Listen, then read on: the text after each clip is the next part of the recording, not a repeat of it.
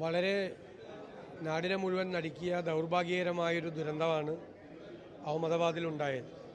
ഇത്രയും ആളുകളുടെ ജീവൻ നഷ്ടപ്പെടുന്ന ഒരു അപകടം.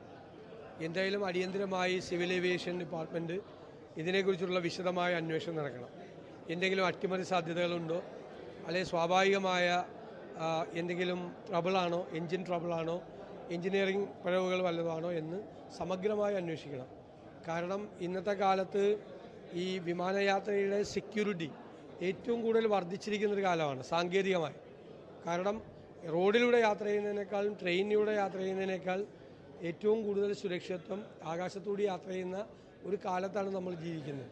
അപ്പോൾ ഒരു അപകടം ഉണ്ടാവുക എന്ന് പറയുന്നത് വളരെ ശ്രദ്ധയോടുകൂടി പഠിച്ച് എന്താണ് സംഭവിച്ചതെന്ന് പരിശോധിക്കണം. എന്നാൽ മാത്രമേ നമുക്കൊരു അഭിപ്രായം പറയാൻ പറ്റുള്ളൂ.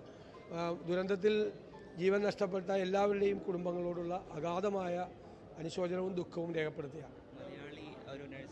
തീർച്ചയായിട്ടും ആദ്യ വിവരത്തിൽ പ്രാഥമിക റിപ്പോർട്ടിൽ അവരുടെ കൂടി പേര് വന്നിട്ടുണ്ട്. നമുക്കറിയാലോ, എവിടെ ദുരന്തം ഉണ്ടായാലും മലയാളികളുടെ പേരുണ്ടാവും.